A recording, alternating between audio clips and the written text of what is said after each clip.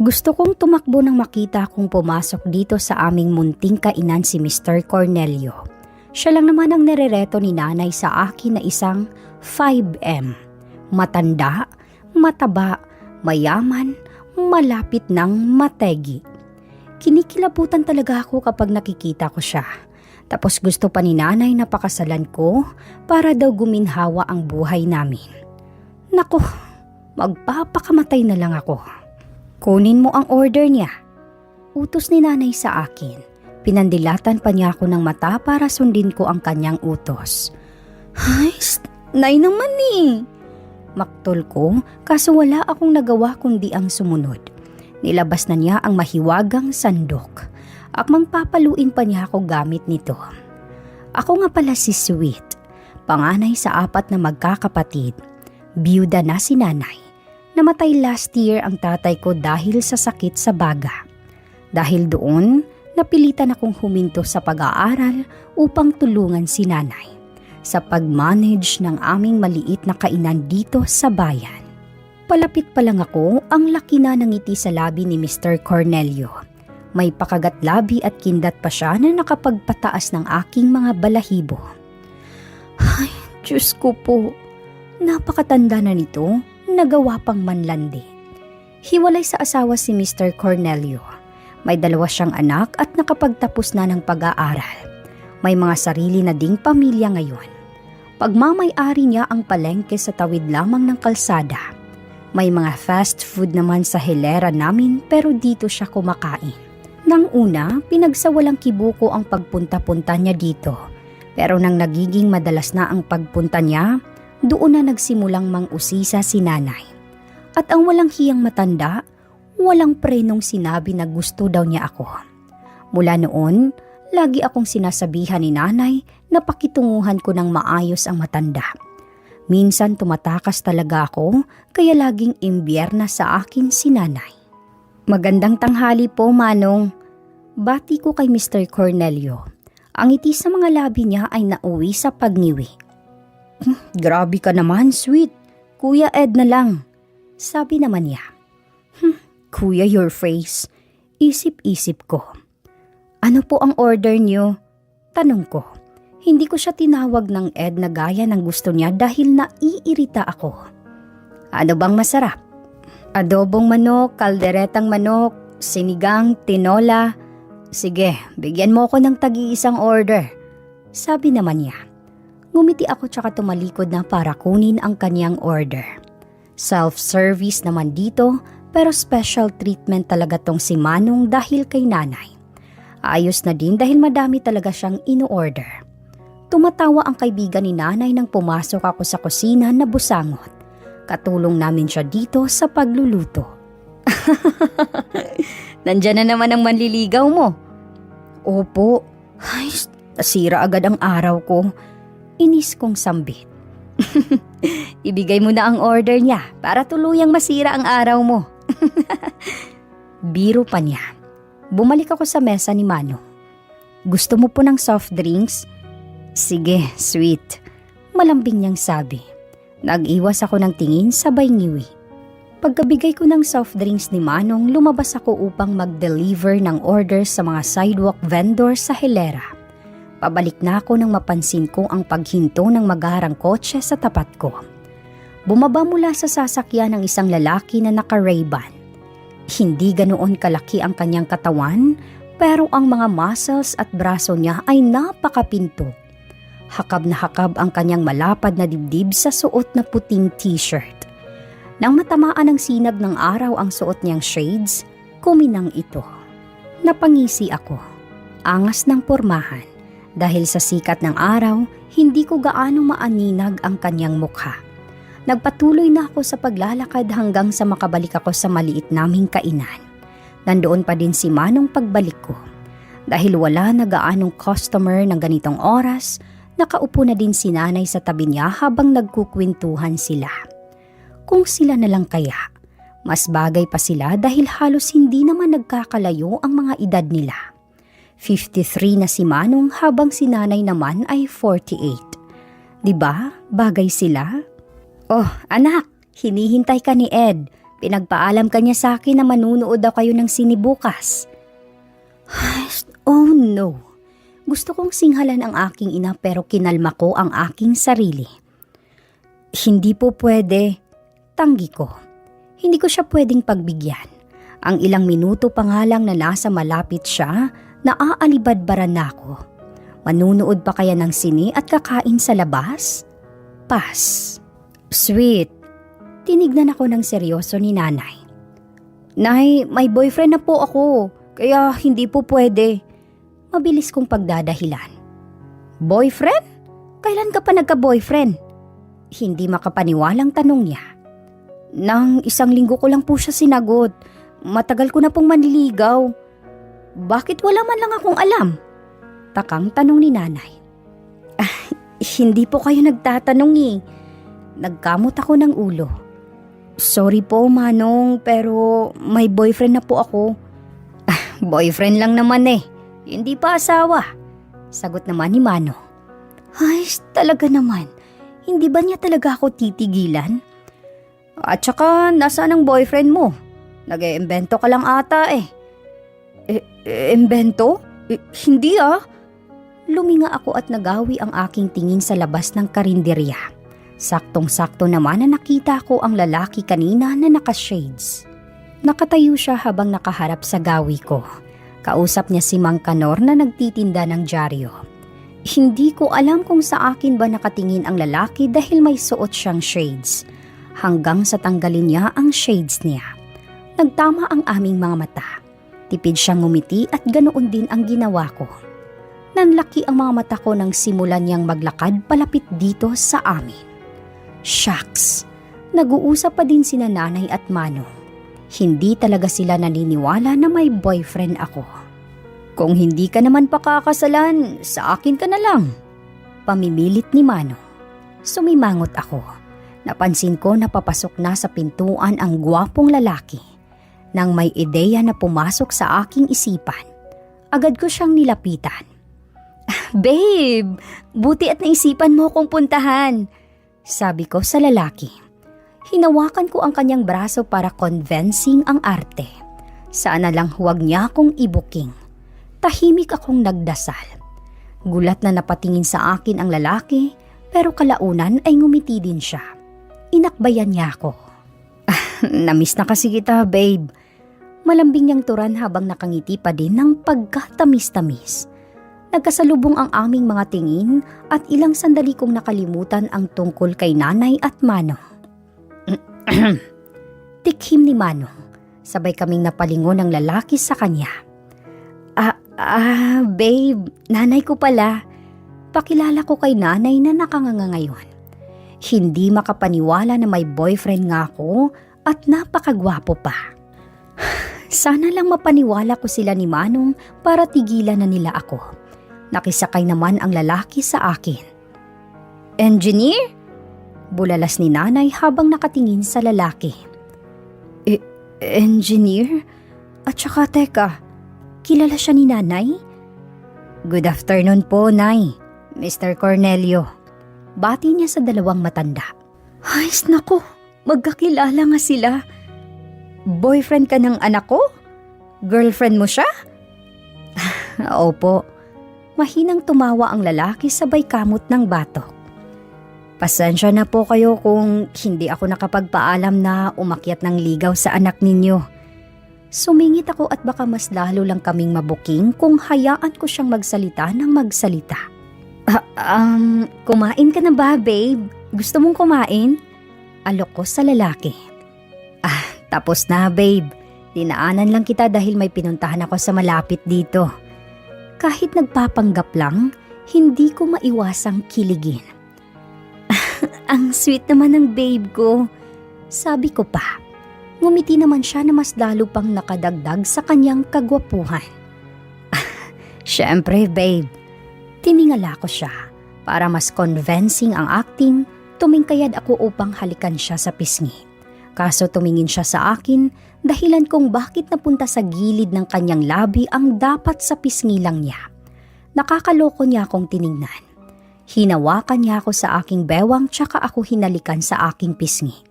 Tapos umulit pa kaya pinandilatan ko na siya. Pero ngumisi lang siya lalo. Hindi ako magtatagal, babe. May meeting pa kasi ako eh. Nakahinga ako ng maluwag. Mabuti naman at aalis na siya. Okay babe. Ingat ka. Malambing kong sabi. Muli niya akong hinalikan sa pisngi na kinabusangot ko. Nawili na siya.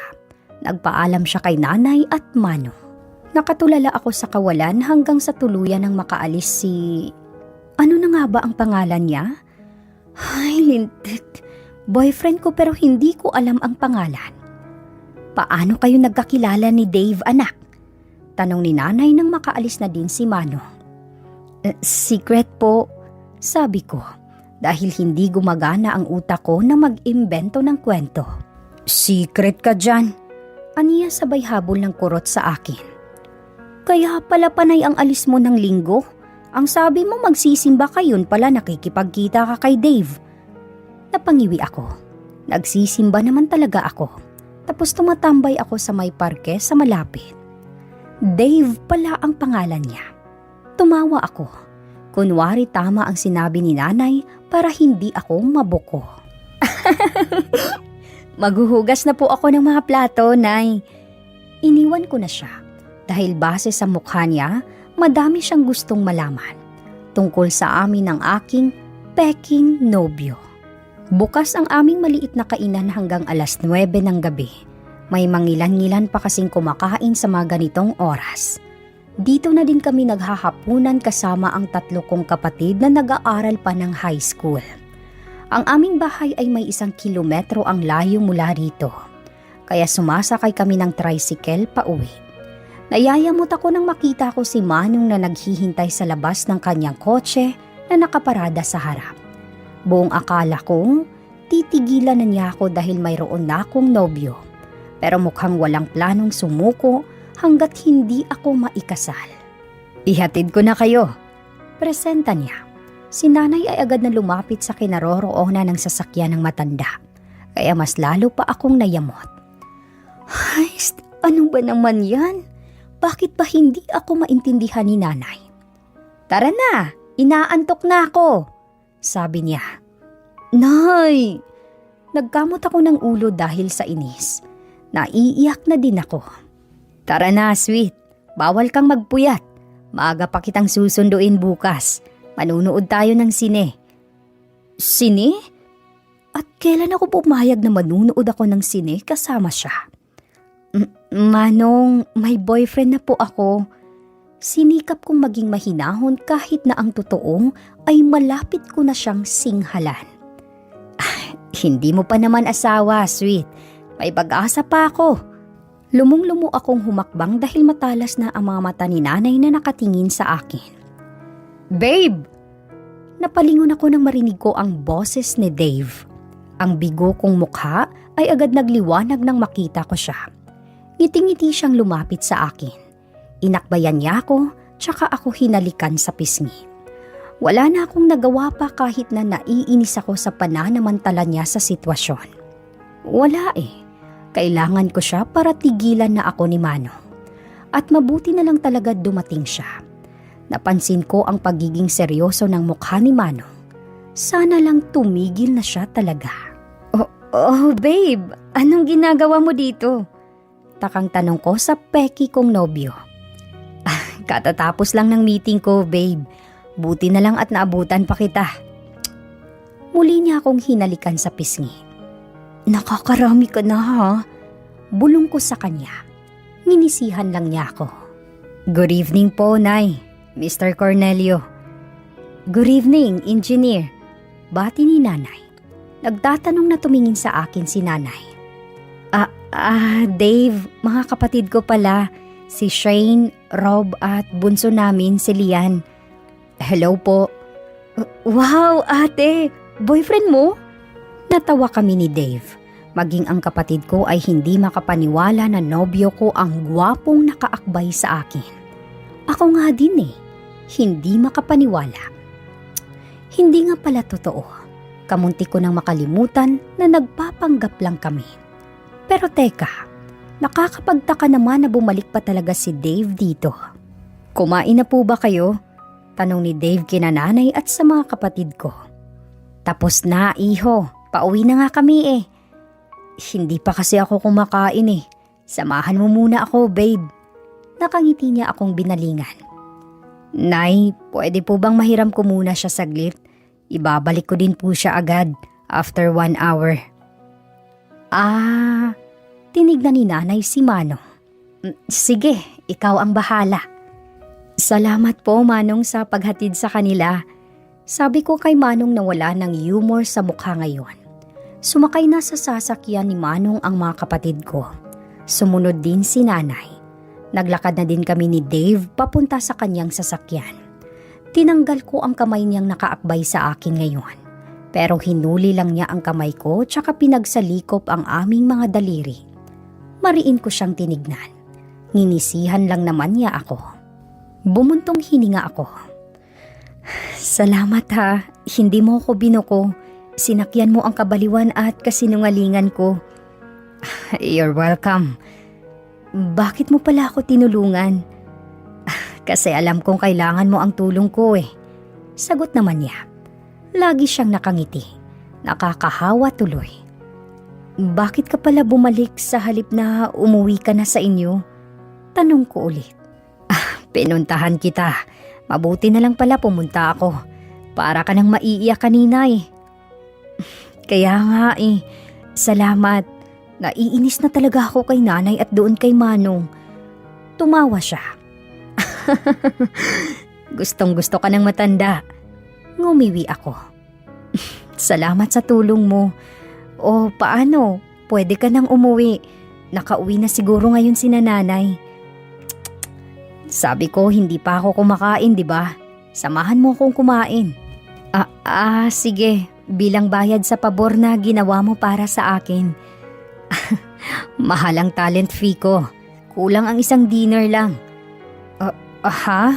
Wala akong pera eh. Tumawa siya. Mamaya natin pag-usapan. Kumain muna tayo. Saan mo gustong kumain? Kahit sa fast food lang, okay na ako doon.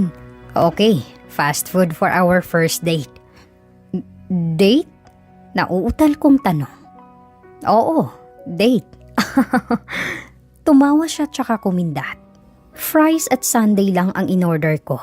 Tapos na akong kumain at matutulog na ako mamaya. Kaya hindi na ako pwedeng magpakabusog. Habang nagsusubo ako ng fries, hindi ko mapigilang pakatitigan si Dave. Habang tumatagal kasi, mas lalo siyang gumagwapo. May girlfriend ka na? Hindi ko mapigilang tanong. Lumunok siya tsaka uminom ng juice. Kita ko tuloy ang pag-alo ng kanyang lalamunan. Gumalaw ang kanyang Adam's apple. Nanuyo ang lalamunan ko kaya nagsubo ako ng sundae. Meron. Sabi niya pagkababa niya ng juice. May girlfriend na pala siya. Buti pinagbigyan niya ako sa kalokohan ko. Ikaw? Ako? Tinuro ko ang sarili ko. Oo, ikaw ang girlfriend ko, di ba? Napanganga ako. Hindi ko inaasahan iyon ha? Humalakhak naman siya pagkatapos ay muling sumubo. Wala kang boyfriend kaya nirereto ka kay Mr. Cornelio. Hula niya. Tumango naman ako. Anong pumasok sa isip mo at ako ang tinuro mo na boyfriend? Napalunok ako. Kinukulit kasi nila ako ni nanay, kaya nag-imbento ako. Sabi ko may nobyo na ako. 1 week pa lang kami. Ayaw nilang maniwala. Sakto naman na papasok ka ng karinderya. Kaya ayun, buti na lang sinakyan mo ang trip ko. Tumawa siya at tumango-tango. Tutulungan kita sa problema mo. Aniya? Talaga? Oo. Magpapanggap akong nobyo mo hanggang sa tigilan ka ni Mr. Cornelio. Sure ka? Oo. Kapag kailangan ko din ng girlfriend na isasama sa mga okasyon kasama ang kaibigan o pamilya ko, isasama kita. Kaibigan niya? Pamilya? Naku po. Ayaw mo? Taas kilay niyang tanong. Gusto. Sige, payag ako. Hindi na din ako lugi sa kanya. Choosy pa ba ako? Engineer, gwapo, macho at yummy pa. Hindi namin namamalayan 1 oras na pala ang lumipas. Nagpresenta siya na ihatid ako sa bahay kahit na tumanggi ako. Boyfriend mo ako, di ba? Sabi naman niya. Sabi mo eh. Tulog na ang mga kapatid ko pati si nanay pagdating ko. Naglinis lang ako ng katawan at natulog na din. Kinaumagahan, nagbantay ulit ako sa aming karinderya. Nandyan na ang manliligaw mo. Napangiwi ako nang makita ko si Manong na nakasuot ng shades at may bitbit na bouquet ng bulaklak sa isang kamay. Ay, talaga naman. Wala ata talagang plano na tumigil ang matandang to. Hi sweet, flowers for you. Mang Ed, may boyfriend na po ako, kaya tigilan mo na po ako. Mahinahon kong sabi sa kanya. Sweet, sinabi ko naman sa'yo. Hindi ako titigil sa panliligaw sa'yo hanggat hindi ka pakasal. Bahala ka na nga dyan. Iniwan ko siya. Naiinis na talaga ako. Ikaw talaga, sinungitan mo na naman si Manong. Tatawa-tawang sabi ng isa naming kasama. Ay, nakakairita kasi. Alam na ngang may nobyo ako. Nakasimangot kong sambit. Pero in fairness, sweet ha, boyfriend mo pala si Engineer. Prayerville naman dyan. Tumawa ako. Punta ka lang sa Quiapo, bili ka ng langis na nakalagay sa maliit na botilya. Biro ko, nagtawanan kami. Pumasok si nanay dito sa kusina. Nasa labas ang boyfriend mo, sabi niya. Napangiti ako. Akala ko pagagalitan na naman niya ako dahil kay Manong. O di kaya'y ibubuyo na naman ako sa matandang yon.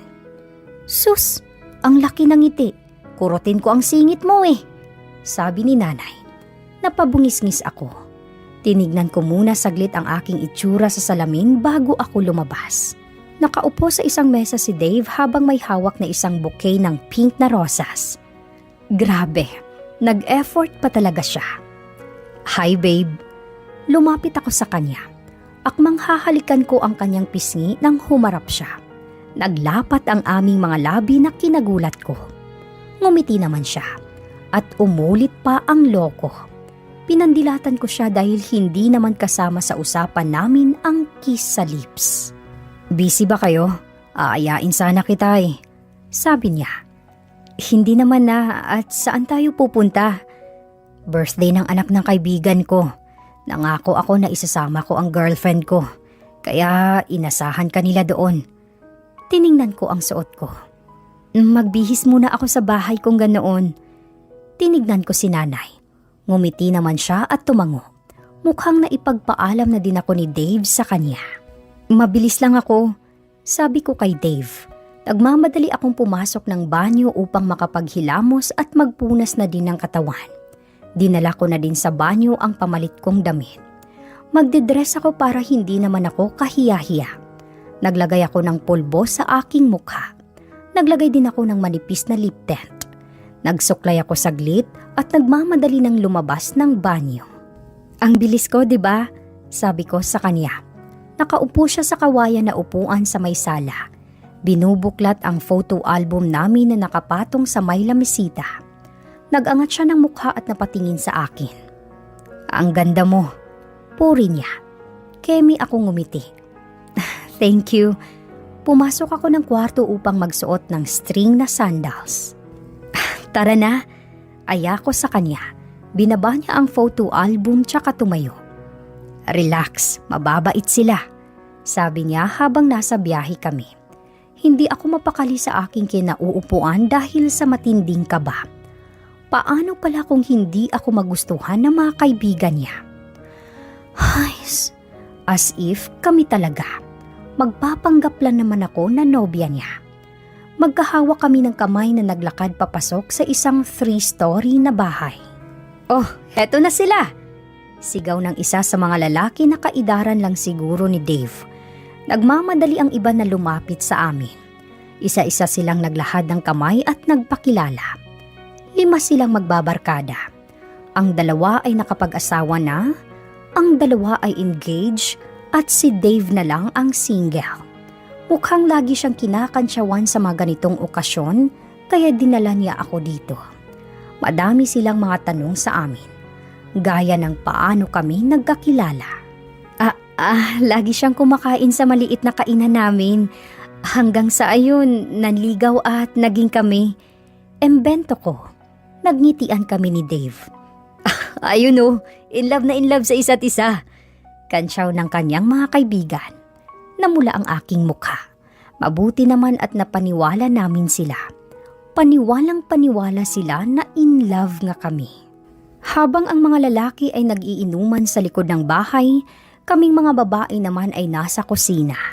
Wala silang mga bisita. Nang isang araw pa daw talaga ang birthday. Ngayon lang sila available na magkakaibigan, kaya ngayon nila napiling i-celebrate. Playboy ang si Dave, buti naman at mukhang nagseryoso na, sabi ni Margaret, ang ina ng may birthday. Natahimik ako. Playboy siya? Uy, baka isipin mo na sinisiraan namin siya ha? Hindi. Ngumiti ako. Hindi naman ako affected. Tsaka hindi naman totoo na may relasyon talaga kami. Hindi talaga yan nagsiseryoso. Silang magkakaibigan ng college kami. Papalit-palit sila ng nobya. Lalo na yang si Dave. Pero ngayon, tignan nyo naman. Halatang in love ang loko. Sabi naman ni Alexa. Magkakaibigan sila ng college sila, kaya kilalang kilala nila ang isa't isa. Pati na din ang mga lalaki. Mababait naman silang lahat kaya nakagaanan ko sila ng loob. Kinukwento nila yung ex ni Dave ng college na lumuhod daw sa harapan niya, huwag lang siyang iwan. Dave, please, gagawin ko ang lahat. Panggagaya ni Irene doon sa babae. Anong pinagsasabi niyo sa girlfriend ko ha? Tanong ni Dave. Nilapitan niya ako sa kinauupuan kong high chair. Kinukwento lang namin ang mga flings mo noong college tayo. Natatawang sabi ni Andrea. Pumalatak si Dave. Huwag kang maniwala sa sinasabi nila. Tigilan niyo si Sweet ha. Baka mamaya basta na lang niya akong hiwalayan dahil dyan. Pabiro niyang banta sa mga babae. Tumawa naman sila. Huwag kang makinig sa kanila. Baling niya sa akin. Muling nagsalubong ang aming mga mata. It's okay babe. Pas naman na yun. Iba ka noon. Iba ka na din ngayon. Sabi ko, pang best actress na ang mga artihan ko. Pinisil niya ang tungki ng ilong ko sabay nakaw ng halik sa aking labi. Talaga tong lalaking to, nawiwili na sa paghalik-halik sa akin. Aray! Sigaw ni Margaret na kinalingon ko sa kanya. Ang sakit! Sabi naman ni Andrea habang hinahaplos ang kanyang leeg. Mesikit! Sabi din ni Alexa sabay hawak ng braso. Nagtataka na akong nakatingin sa kanila. May lamok ba dito? Kuryoso kong tanong. Langgam! May langgam! Ang tamis kasi ng lovers dito. Sabay-sabay silang tumawa. Akala ko naman kung ano na. Tumawa si Dave sa bayakap sa akin. Nagstay pa kami ng 1 oras bago kami nagpasya na umalis ni Dave. Hindi pa niya ako hinatid agad sa amin. Inaya niya akong maglaro ng bowling sa SM. First time ko kaya hindi ko alam ang aking pinagagawa. Tinuruan naman niya ako. Kada mapapatumba niya ang lahat ng bote, tumitili ako at napapayakap sa kanya. Sa sobrang palagay ng loob ko sa kanya, nakalimutan ko na nagpapanggap lang pala kami, na hindi kami totoong magnobyo at magnobya. 7:00 nang ihatid niya ako sa kainan. Aalis din sana siya agad kaso dumating si Mano. Talagang kinarir ni Dave ang pagtulong sa problema ko, na magpapanggap kami para tigilan na ako ni Mano. Sana nga tumigil na ang matanda. Isip-isip ko, pero ang aking puso parang iba ang sinasabi. Araw-araw pinupuntahan ako ni Dave. Minsan saglit lang talaga siya dahil busy siya sa trabaho. Minsan naman dito siya maghahapunan tapos ihahatidan niya ako agad sa bahay namin. Hindi pa din ako tinitigilan ni Mano. At hindi ko alam kung bakit hinihiling ko na huwag sana siya tumigil para hindi pa matapos ang pagpapanggap namin ni Dave. Habang lumilipas ang mga araw, nagkakagusto ako kay Dave. Hindi ko na malaya na nahuhulog na din ang loob ko sa kanya. Sino nga ba naman ang hindi? Nasa kanya na yata lahat ng katangian na hinahanap ng isang babae sa isang lalaki. Matibay si Mr. Cornelio, no? Wika ni Dave. Nandito kami ngayon sa fast food upang kumain ng hapunan. Kaya nga sagot ko. Napapagod ka na ba kababalik dito? Tanong ko. Hindi naman, sabi niya. Ayos lang, nangako ako na tutulungan ka sa problema mo. Halatang napipilitan na lang siya. Sana nga tigilan na niya ako para tigilan na din natin ang palabas natin, sabi ko. Kaya nga, para tumigil na tayo sa pagpapanggap. Bulong naman niya. See, napipilitan na lang talaga siya na tulungan ako. By the way, birthday ni Mommy sa ikalawa. Pupunta tayo, sabi niya. May ngiti na ngayon sa kanyang labi. Mommy mo? Kinabahan ako. Oo, mabait ba siya? Naku, ang sungit nun. Namutla ako. Patay. Baka mamaya pintas-pintasan ako ng mommy niya. Tumawa siya. Biro lang. Mabait si mommy. Magugustuhan ka nun. Sana nga magustuhan niya ako. Kinaumagahan nagpunta ako ng ukay-ukayan para bumili ng susuotin kong damit para bukas. Isang baby pink na lacy dress ang aking binili. Sabi ng aking kapatid bagay ko daw ito. Hinawakan ni Dave ang aking kamay. At nang maramdaman niya ang panginginig at pamamawis ng aking mga palad, tumawa siya. Kinakabahan na nga ako, pinagtatawanan mo pa ako. Ungos ko sa kanya. Relax lang. Ninakawan niya ako ng halik sa labi kaya mahina ko siyang tinampal sa kanyang braso. Nawiwili ka na ha? Pampawala ng nerbiyos yun, sabi pa niya. Sabay kaming pumasok sa kanilang mansyon. May sumalubong sa amin na maid at iginiya kami papuntang dining. Hinihintay na daw kami ng lahat. Sa isang mahabang mesa nakaupo ang isang ginang. Hindi halata na nasa 50 na ito. Mukha siyang bata. Maganda ang kanyang katawan at mukhang masiyahin. Sa tabi naman niya ay ang daddy ni Dave. Kamukha ito ni Dave. Oh, iho, akala ko hindi na kayo darating, sabi ng kanyang mommy. Tumayo pa talaga ito upang salubungin kami. Natraffic lang po kaunti, mommy. By the way, this is Sweet, my girlfriend. Tinignan ako ng mommy ni Dave. Ngumiti siya at pagkatapos ay bumeso na kinagulat ko.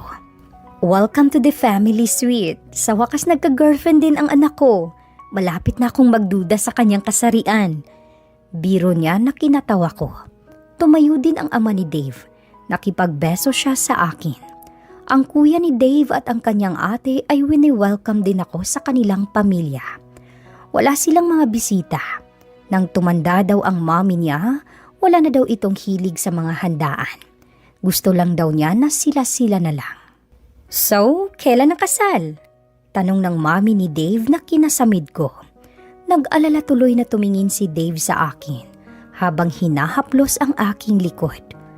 Mommy, wala pa po sa usapan namin ang pagpapakasal, sagot ni Dave. Anak, ilang taon ka na? Ang dalawa mong kaibigan may pamilya na. Ang dalawa engaged na din. Aba, galaw-galaw naman. Gusto ko na ng apo. Napaubo ako nang sabihin niya ang tungkol sa apo.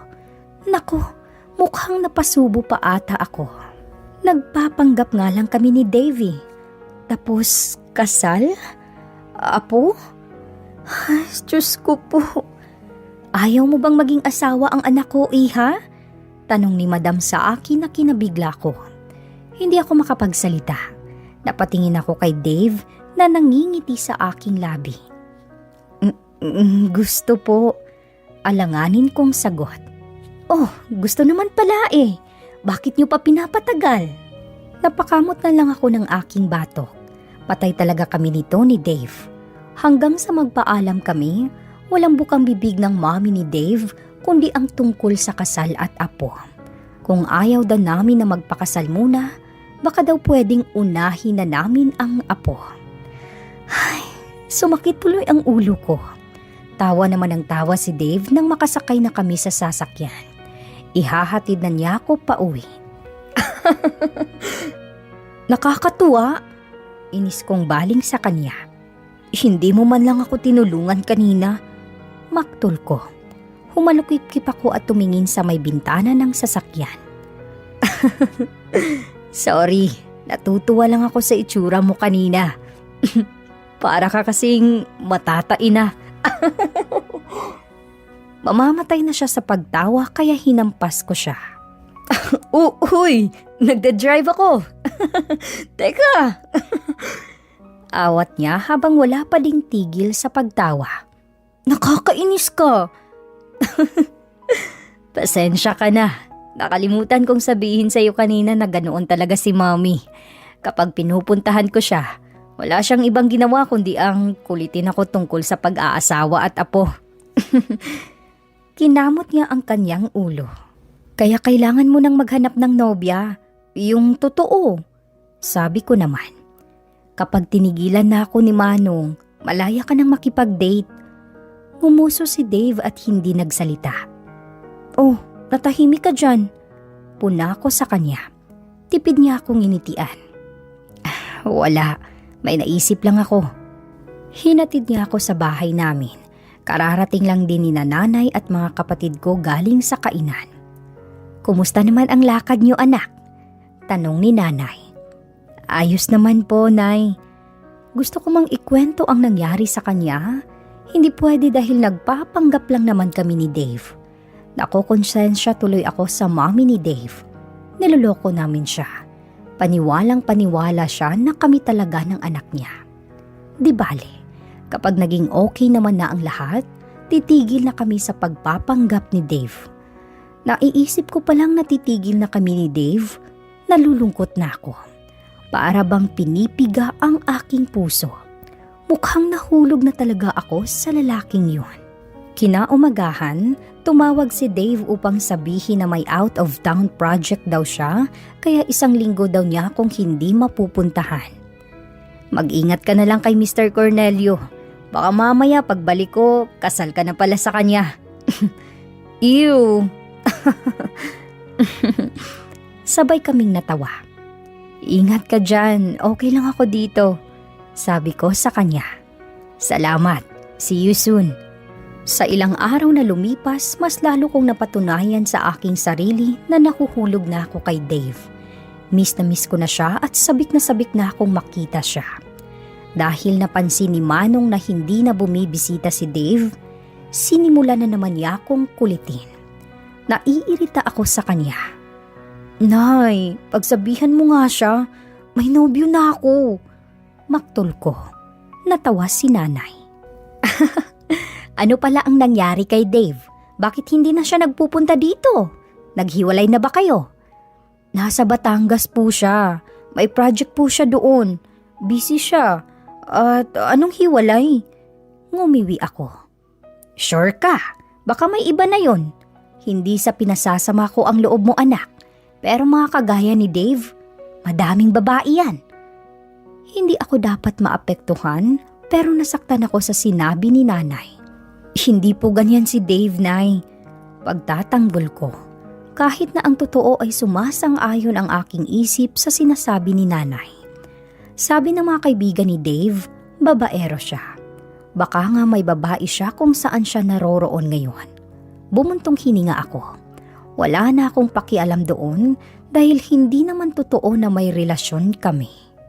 Malungkot ako sa sumunod na araw. Pagbalik ni Dave, gusto kong sabihin sa kanya na tigilan na namin ang pagpapanggap dahil nalalagay na sa alanganin ang puso ko. Ang mahal niyan, sabi ko sa kapatid ko nang makita ko ang price tag ng hawak niyang notebook. Gusto ko ito, ate. Masyadong mahal. Paghanap ka pa ng iba. Nandito kami ngayon sa isang bookstore sa loob ng mall. Sinamahan kong bumili ng cellphone ang isang kapatid ko. Ang isa ko namang kapatid ay nagpupumilit na bilhan ko ng bagong notebook at bagong ballpen. Nang makapagbayad ako, lumabas na kami ng bookstore. Dahil may natira pa naman kaming pera, pakakainin ko na lang muna sila sa fast food. Habang naglalakad kami, natigilan ako nang makita ko sa loob ng isang restaurant si Dave. May kasama siyang babae. Masaya silang kumakain at nagsusubuan pa. Hinila ko ang mga kapatid ko papunta sa fast food chain upang hindi nila makita si Dave. Wala silang alam sa totoo naming relasyon ng binata, kaya hindi nila ito pwedeng makita na may kasamang babae. Baka mamaya sabihin pa nila kay nanay. Kapag nalaman ni nanay, tiyak na ipagduduldulan lang niya ako lalo kay Mano. Hindi ka kakain, ate? Umiling ako. Wala akong gana. Sa totoo lang, naiiyak ako. Pinipigilan ko lang dahil nasa harap ko ang aking mga kapatid. Sweet? Napalingon ako nang marinig ko ang boses ni Dave. Nakangiti siyang lumapit sa amin. Umupo pa siya sa tabi ko. Akmang hahalikan pa niya ako sa pisngi pero umiwas ako. Baka makita kami ng nobya niya kaya mabuti nang mag-ingat. Baka mamaya may bigla na lang sumabunot sa akin. Kain, Kuya Dave. Alok ng mga kapatid ko sa kanya. Tapos na. Bakit hindi ka kumakain? Baling ni Dave sa akin. Hindi ako nagugutom. Walang gana kong sagot. Kumunot ang kanyang noo. Kinapapa niya ang aking noo pero pinalis ko lang ang kanyang kamay. Ang sungit naman ng babe ko. May period ka ba ngayon? Humalukip-kip ako at hindi siya pinansin. Nagtatampo ka ba sa akin dahil 1 linggo akong nawala? Hala siya. Naiinis ko siyang tinignan. Hindi naman niya kailangang itodo ang pagpapanggap niya sa harapan ng kapatid ko eh. Huminga ako ng malalim. Pinilit kong ngumiti. Naalala ko na wala ako sa lugar para umastang parang girlfriend na nagtatampo. Masakit lang ang ulo ko, sabi ko. Bilisan niyo nang ubusin ang pagkain niyo, uuwi na tayo, sabi ko sa mga kapatid ko. Ihahatid ko na kayo pa uwi, alok ni Dave. Huwag na, tanggi ko at bahagya pang tumaas ang boses ko. Huwag na, bawi ko. Ngayon, mas mahinahon na. Ayos ka lang ba talaga? Lumapit siya at bumulong sa akin. Oo, ayos lang nga ako. Kahit anong tanggi ko, wala din akong nagawa kundi ang sumakay sa sasakyan ni Dave. Nag-drive-thru siya ng pagkain at hinatid kami hanggang sa bahay. Pumasok din siya sa loob ng bahay. Wala kang trabaho? Tanong ko sa kanya dahil komportable siyang umupo sa aming upuan. Para bang wala pa siyang planong umalis. Wala, gusto ko lang bumawi sa girlfriend ko. Ngumisi siya. Inikot ko ang aking mga mata. Hindi mo naman kailangang magpanggap. Wala naman dito sina nanay at manong eh. Hindi naman ako nagpapanggap ah. Aniya, gusto kong dumito muna. Kaya dito na muna ako. Manood tayo ng movie. Gusto sana kitang ayain na manood ng sine kaso ang lakas ng tupak mo. Umingos ako pero mahina din akong natawa kalaunan. Nagsalang ako ng palabas sa DVD player. Inayos ko na din ang mga tinake out niyang pagkain. Dito ka sa tabi ko. Aya niya sa akin nang maupo ako sa upuan malayo sa kanya. Inirapan ko lang siya. Mister, baka nakakalimutan mo. Nagpapanggap lang tayo. At wala dito ang mga kaibigan mo, mommy mo, sina nanay at manong. Sinimangutan niya ako kaya natawa ako sa kanya. Spider-Man ang sinalang ko. Lalaki siya kaya naisip ko na mas gusto niya itong panoorin kesa sa drama. Nasa kalagitnaan na kami ng aming pinapanood nang marinig namin ang paghinto ng sasakyan sa labas ng bahay. Tumayo si Dave at sumilip sa may bintana. Ang nanay mo, sabi niya. Napatingin ako sa orasan. 6:00 pa lang ng gabi ah. Ang aga naman ata ni nanay magsara. Kasama niya si Mr. Cornelio. Pinagloloko mo ko. Sinamaan ko siya ng tingin. Totoo nga, bahala ka dyan. Naupo siya. Nakiramdam ako sa labas at nanlaki ang mga mata ko nang marinig ko ang boses ni Manong. Mabilis akong lumapit kay Dave. Ngisi-ngisi naman ang loko. Sa pagmamadali ko, nadapa ako sa harap ni Dave. Hinila niya ako at namalayan ko na lang ang sarili ko na nakakandong na sa kanyang mga hita paharap sa kanya. Gulat akong nakatingin sa kanya, samantalang kakaiba naman ang titig na ginagawad niya sa akin. Hinila niya ako at mas lalo pang dinikit sa kanya. Next thing I knew, naghahalikan na kami. Ay, palakang malandi! Gulat na sigaw ni nanay. Sa gulat ko naman ay nalaglag ako at tumama ang aking balakang sa gilid ng maliit na lamesita. Sinamaan ko ng tingin si Dave dahil hindi man lang ako hinawakan ng maayos. Oh Dave, nandito ka? Ani nanay. Opo, naging busy lang po ako kaya ngayon lang nakadalaw. Miss na miss ko na po ang girlfriend ko. Pumalatak si nanay. Makahulugan at may panghuhusgan niya akong tinignan. Si Mang Cornelio naman sa kanyang tabi ay tahimik at halatang hindi nagustuhan ang kanyang nasaksihan na tagpo namin ni Dave kanina. Nagpaalam din siya agad. Akala daw niya wala si Dave kaya pinuntahan niya ako dito sa bahay. Ang aga mo po yatang nagsara, Nay. Naubos na ang mga ulam. Tinamad na akong magpaluto ng bagong putahe. Ayos na yun. Kumuha siya sa pizza na binili ni Dave. Prente siyang naupo at kumain sa kinauupuan ko kanina. Anong plano niyong dalawa? Tanong ni nanay kalaunan. Plano? Saan po, Nay? Mukhang inuunan niyo nang gumawa ng bata eh.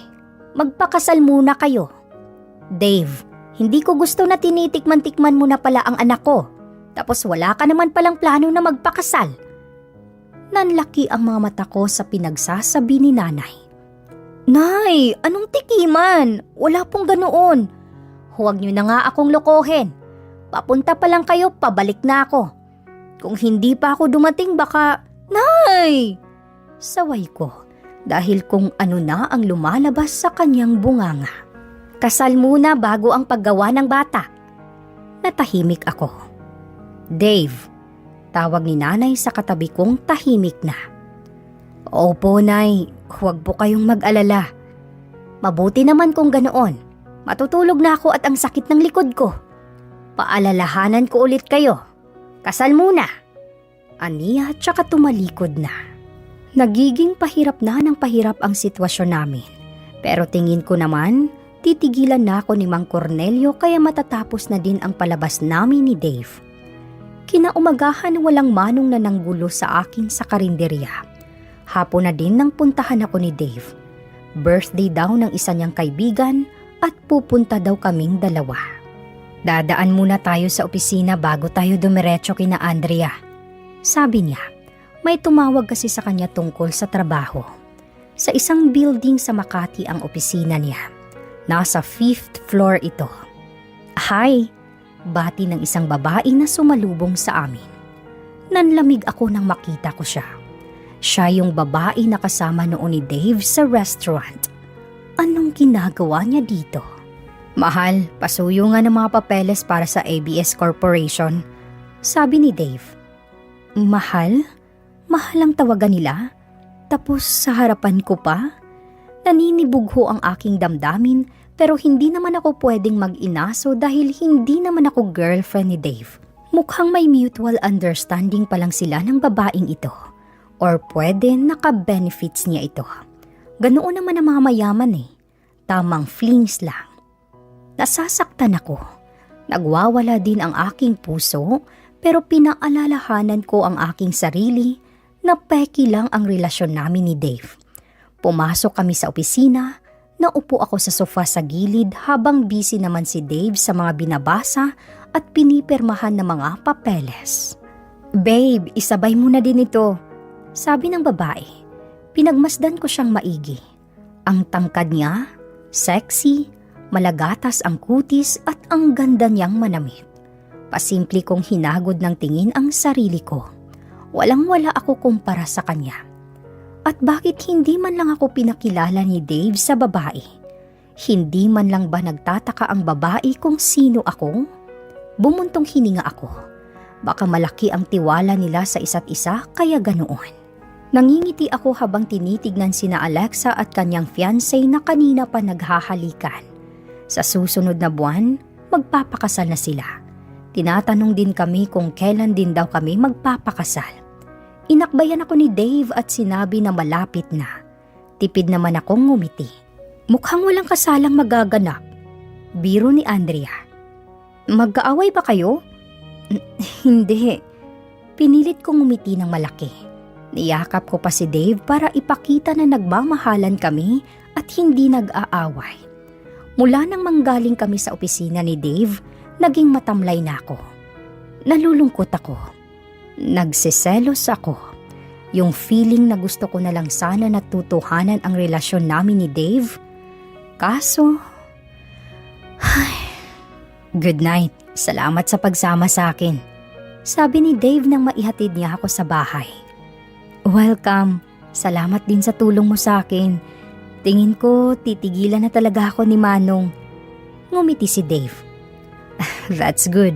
Para naman tigilan na natin ang pagpapanggap. Nasaktan ako sa sinabi niya.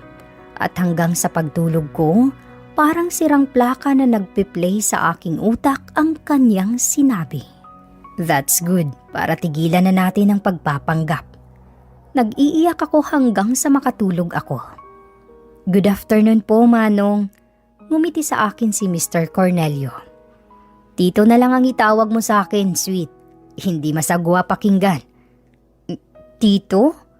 Taka kong tanong sa kanya. Oo. Ngumiti siya at tumango. Ibig ba nitong sabihin, titigilan na niya ako? Bigyan mo ako ng tag-iisang putahe. Sabi niya. Kahit nagtataka, tumaliman na ako para kunin ang kanyang order na pagkain. Kung titigilan na niya ako, bakit dito pa din siya kumakain? Ang weird ha? Kinagabihan nagpunta si Manong sa bahay. Nayayamot na ako pero nakakapagtaka na hindi ako tinawag ni Nanay para harapin ang bisita. Sa halip, sila ni Nanay ang nagkwentuhan sa may sala. Kinaumagahan masayang-masaya na gumising si Nanay. Nauna na niyang sinabi sa amin kagabi na hindi kami magbubukas ngayon. Nakapagtataka na talaga. Oh, Nay, pusturang-pustura ka ah. Puna ko sa aking ina. Naka-makeup siya at bihis na bihis. Humagikhik si Nanay na akala mo kinikiliting biik. Napangiwi ako. In love ka ba? Tanong ko sa kanya. Muli siyang humagikhik kaya inikutan ko siya ng mata. Magbihis na kayo at may darating na bisita. Sinunod ko ang kanyang sinabi. Nang makapagbihis kaming magkakapatid, sakto namang dumating si Manong. Tito na pala ngayon. Laglag ang aking panganang magtukaan sila ni Nanay sa aming harapan. Nagkatinginan kami ng mga kapatid ko. Huwag kayong mabibigla, sabi ni Nanay habang nagbablush na akala mo isang teenager. Kami na ng Tito Ed nyo at plano naming magpakasal next month. Walang umimik sa aming magkakapatid. Parehas kaming mga tulala habang nakatingin sa dalawang matanda na sweet sa aming harapan. Sana matanggap niyo ako. Mahal na mahal ko ang nanay niyo, sabi ni Manong. Tito. Umiling ako at pagkatapos ay pumalakpak. Ganoon din ang ginawa ng mga kapatid ko. Congrats! Natawa ako ng tuluyang mag-sink in sa aking utak ang lahat. Sabi na dati ko pa talaga napapansin na bagay kayo. Sabi ko habang kumakain kami ng almusal. Tumawa ang dalawang matanda.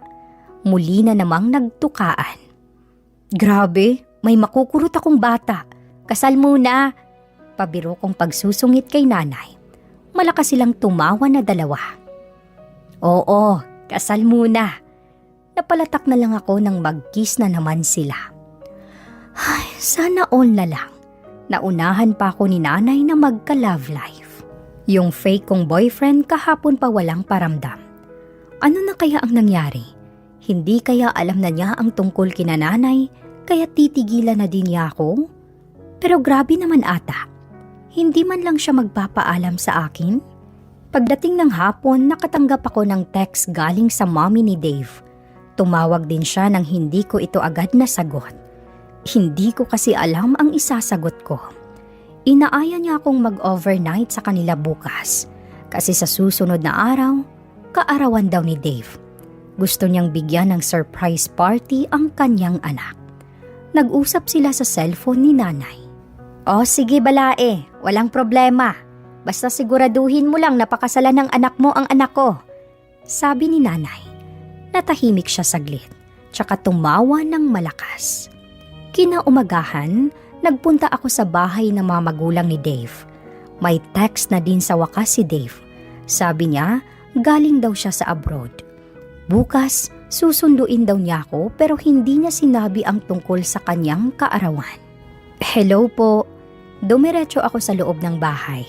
Sinalubong ako ng matandang kasambahay ni na Dave. Nasa mall daw ang mga magulang ni Sir Dave, pero pauwi na din daw sila.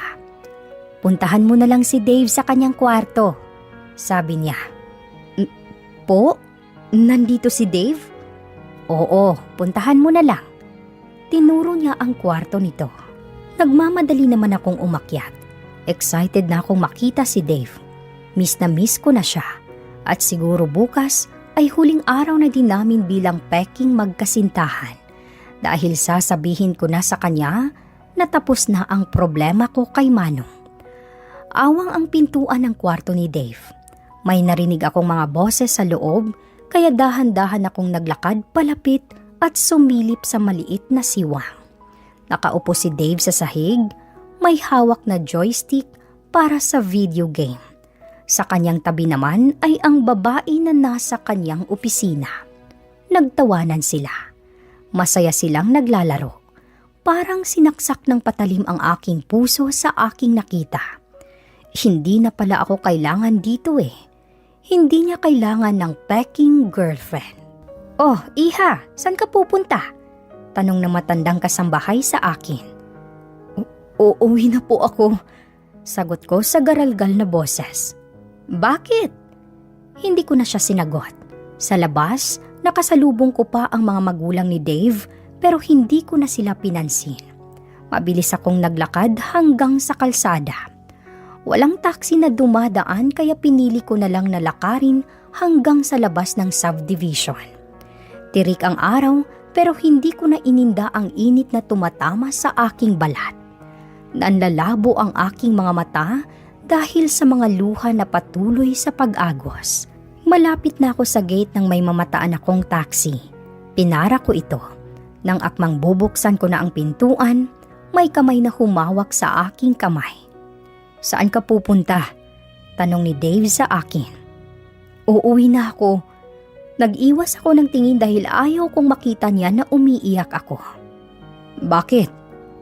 "Pasensya na po, Manong. Hindi po sasakay ang girlfriend ko." Inabutan niya ng pera ang taxi driver. "Sasakay nga ako!" singhal ko kay Dave. "Uuwi na ako!" "Bakit ka uuwi?" Hindi ko alam kung iniinis pa niya ako o sadyang manhid lang siya. "Basta, bakit nga? Nandoon ang girlfriend mo sa bahay niyo.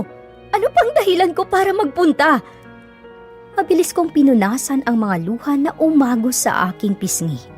"Girlfriend? Sinong girlfriend?" Hinampas ko siya. "Aalis na ako." "Hindi ka aalis. Nag-uusap pa tayo." "Si Mahal ba ang sinasabi mo?" "Hindi ko siya girlfriend. Pinsan ko yun." "Pinsan?" Ngumisi siya tsaka tumango. Mahal ang pangalan niya. Ay, grabe. Pinsan pala niya? Ay, nakakahiya. Pinsan ko yun. Best friends. Close kami dahil mga magulang ko ang nagpalaki sa kanya. Nawalan ako ng imik. Sorry kung hindi ko siya pinakilala ng maayos ng nakaraan. Sinadya ko talaga. Gusto kong malaman kung ano ang magiging reaksyon mo. Tumawa siya. Tama nga ako. Nagseselos ka. Ay, naku naman. Nakakahiya talaga ako. Tumalikod ako at nagsimula na ulit maglakad. Hindi no. Bakit naman ako magseselos? Sweet, bumalik na tayo sa bahay. Ayoko. Naman eh. Bububugin ako ng nanay ko kapag hindi kita maibalik doon. Bahala ka sa buhay mo. Ang init. Tara na, mag-uusap tayo.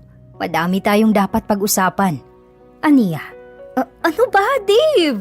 Ibaba mo nga ako. Tili ko nang basta na lang niya akong buhatin. Huminto sa aming harapan ang isang itim na kotse.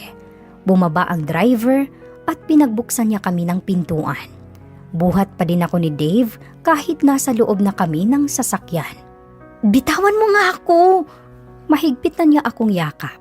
Kahit anong pagpupumiglas ko, hindi niya talaga ako binibitawan. Pinsan ko siya, okay? Iniwas ko ang aking mukha. Hindi na natin kailangang magpanggap, Dave. Titigilan na ako ni Manong, Tito Cornelio. Di mabuti. Sagot niya na kinainis ko. Magpapakasal na sila ni Nanay next month. Tumawa siya. Wow, grabe. Plano pa nila tayong unahan ha. Pinagsasabi mo. Masungit kong tanong sa kanya. Gusto kitang pakasalan, sweet. Nanlaki ang mga mata ko. Tigilan mo nga ako, Dave. Seryoso nga ako. Hinintay ko talaga na matapos ang problema mo kay Mr. Cornelio para tumigil na tayo sa pagpapanggap. Ayaw ko nang magpanggap dahil totoo na ang nararamdaman ko para sa'yo. Napalunok ako. Gusto kita, sweet. Mahal kita. Talaga? Hindi ka nagbibiro? Hindi biro. Mahal kita. Nagbaba ako ng tingin pero hinawakan niya ang aking baba. Wala ka bang sasabihin sa akin? Tanong niya. Ano naman ang sasabihin ko? Nakanguso kong tanong. Na gusto mo din ako. Na mahal mo ko. Umiwas ako. Gusto mo ko, di ba? Hindi no. Tanggi ko kahit papulang-pula na ang mukha ko. Talaga lang ha? Umiiyak ka pa nga kanina dahil selos na selos ka kay Mahal. Humalakhak siya. Nag-walk out ka pa. Tuwang-tuwa ka pang visit ka. Hinampas ko siya. Dali na, sabihin mo na. Mahal mo ko, di ba? Kiniliti niya ang aking tagiliran. Dave, isa! Niyakap niya ako at siniksik ang kanyang mukha sa aking leeg. I love you, sweet. Hindi na natin kailangang magpanggap. Tutuhanin na natin ang lahat. Kinagat ko ang aking labi. I love you too, Dave. Hinalikan niya ang aking labi. Pagdating namin sa bahay nila, nasa sala na ang lahat at naghihintay sa amin. Pati na din si Mahal na ngising-ngisi habang nakatingin sa amin. Kinantsawan pa nila ako dahil sa pagseselos ko kay Mahal. Kulang na lang magpalamon ako sa sahig dahil sa labis na hiya. Niyakap ako ni Dave. Tigilan niyo ang girlfriend ko. Baka mamaya awayin na naman niya ako. Nagkatinginan kami. Nahiya nang basta na lang niya akong halikan sa harap ng kanyang mga kapatid at magulang. Kinagabihan, nagtabi kaming matulog ni Mahal sa may guest room. Naiinis nga si Dave dahil ang gusto niya, kami ang magkatabi. Hindi pwede, kabilin-bilina ni Balain na huwag kayong pagtatabihin. Sabi naman ng kanyang mommy.